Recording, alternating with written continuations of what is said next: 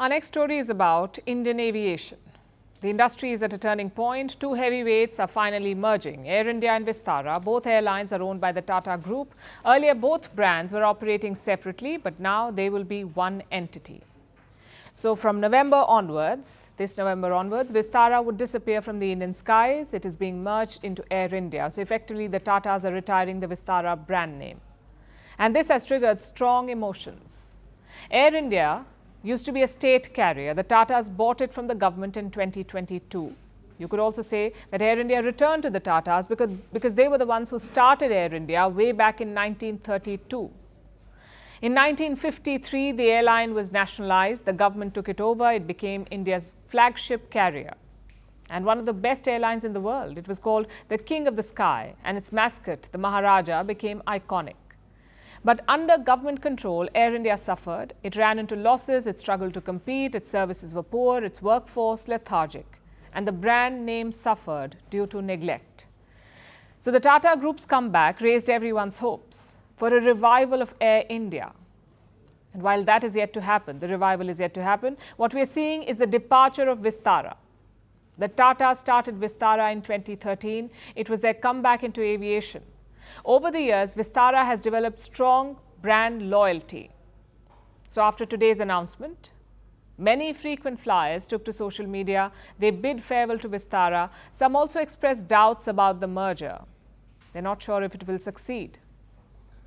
But the Tatas are confident about their plans. They say the transition will be smooth and hassle-free. And that with the merger, their customers will have more choice. Of course, the merger did not come about overnight. It's been in the works for 2 years. The Tatas also have a strategic investor here. That is Singapore Airlines. It co-owned Vistara with the Tatas, and it is betting on this merger now.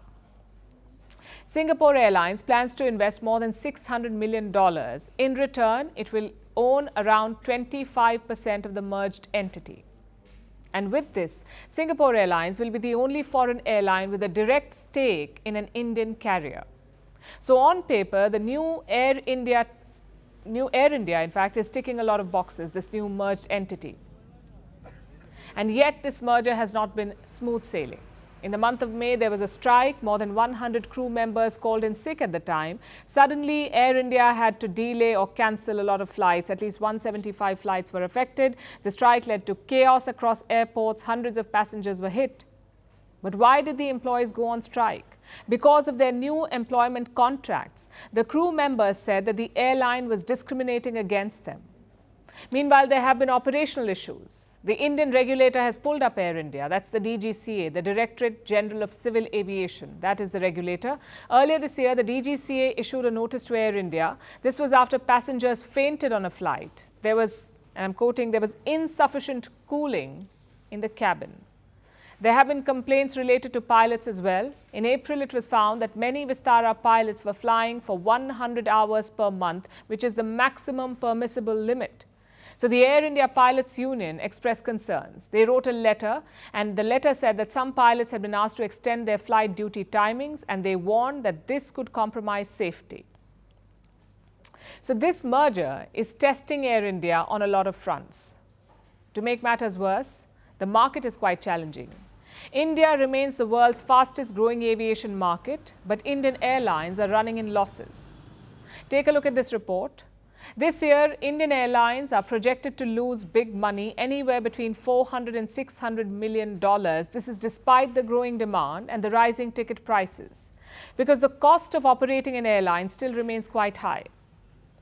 So Air India may face some more turbulence in the near future. The merger is a bold move. In the past, such initiatives have not had much success. There is a long list of failed mergers: Jet Airways and Air Sahara, Kingfisher Airlines and Air Deccan.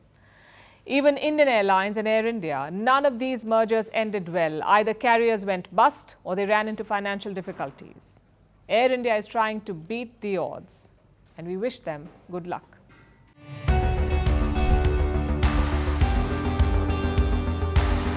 Across continents, one powerful news source.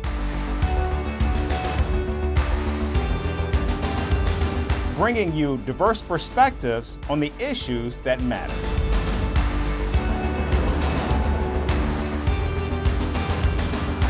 We go beyond the boundaries to give you that little extra about every sporting moment.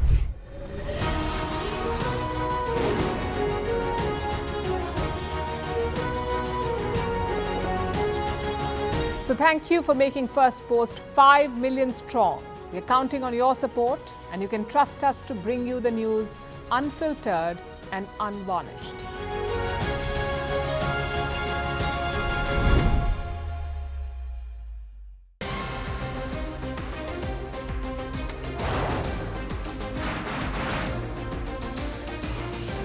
On the show today, the T20 World Cup bandwagon has moved across to the West Indies.